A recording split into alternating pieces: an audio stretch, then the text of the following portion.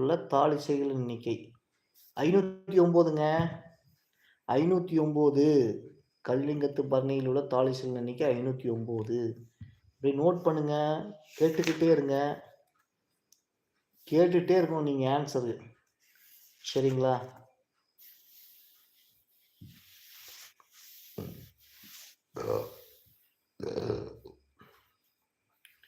அகநானூறு எத்தனை பிரிவுகளுடையது? அவை யாவை? அகநானூறு 3 பிரிவு இருக்குங்க. கழிச்சியானை நிறை, மணிமடை பவளம், நித்தில கோவை. கழிச்சியானை நிறையில 120 பாடல் இருக்குதுங்க. கழிச்சியானை நிறை 120, மணிமடை பவளம்ல 180 பாடல்கள், நித்தில கோவை 100 பாடல்கள். நித்தில 100, மணிமடை பவளம் 180, கழிச்சியானை நிறையில 120. மிக மிக இது. நெடுந்தொகை என்று அழைக்கப்படும் நூல், நெடுந்தொகை என்று அழைக்கப்படும் நூல் அகநானூறு. நெடுந்தொகை என்று அழைக்கப்படும் நூல் அகநானூறு.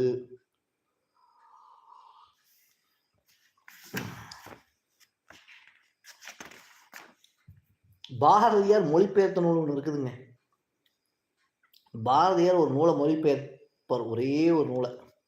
அது பேர் என்னங்க? கீதை. கீதையை மட்டும்தான் பாரதியார் மொழிபெயர்த்திருப்பார். சரிங்களா? கீதை. ஆன்சர் போடுங்க. டெய்லி நல்லா படிங்க. படித்தால் மட்டுமே நம்ம ஈஸியாக அடிக்க முடியும். ஓகேங்களா? படிக்கலைன்னா நம்மளால் ஒன்றுமே பண்ண முடியாதுங்க. சரி, ஓகே நண்பர்களே, மணி ஆகுது. நிறையா பேர் நல்லா படிச்சுட்டு இருப்பீங்க. ரிவிஷனுக்காக என்னோடய லைவ் கிளாஸை யூட்டிலைஸ் பண்ணிக்கோங்க. மீண்டும் நம்ம ஒரு நல்ல வீடியோவில் சந்திக்கலாம். ஆனால் தயவு செஞ்சு படிக்காமல் மட்டும் இருந்துடாதீங்க. படிக்காமல் இருந்தீங்கன்னா அது உங்களுக்கு தான் நஷ்டம், மிகப்பெரிய நஷ்டம் உங்களுக்கு. சரிங்களா? படிக்காமல் மட்டும் இருந்துடாதீங்க. படிக்காமல் இருந்தீங்கன்னா யாருக்கு நஷ்டம்? உங்களுக்கு தான் நஷ்டம். எல்லாம் கிட்டத்தட்ட நிறையா முடிச்சு வச்சுருப்பீங்க. அது எடுத்து படிக்கிற கொஞ்சம் சிரமமாக இருக்கும். பட் ஆனால் நீங்களும் ஈஸியாக அடிச்சிருவீங்க. நீங்கள் இதெல்லாம் படித்து தட்டி கிளப்பிடலாம். ஓகேங்களா? நல்லா படிங்க. படிச்சிங்கன்னா ஈஸியாக அடிச்சிடலாம். இதெல்லாம் ஒன்றும் பெரிய மேட்ரும் கூட கிடையாது. ஈஸியாக அடிச்சிடலாம். ஈஸியாக அடிச்சிடலாம். ஈஸியாக அடித்து இது பண்ணலாம்.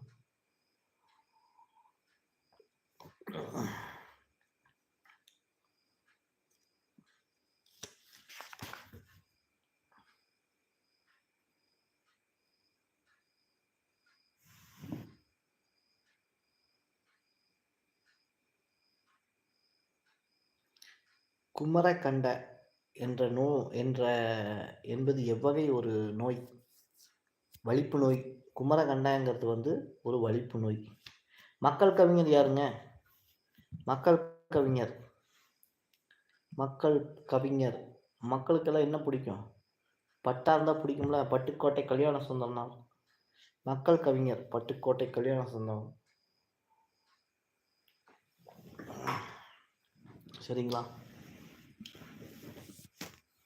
இப்படியே படிங்க. நல்லா படிச்சுட்டே இருந்தீங்கன்னா தான் ஈஸியாக மார்க் எடுக்க முடியும். பழமொழி 400 என்ற நூலின் ஆசிரியர். பழமொழி 400 என்ற நூலின் ஆசிரியர் யாருங்க? பழமொழி 400 என்ற நூலின் ஆசிரியர் மூன்றுரை அரையனார். பழமொழி 400 என்ற நூலின் ஆசிரியர் மூன்றுரை அரையனார். சரிங்களா?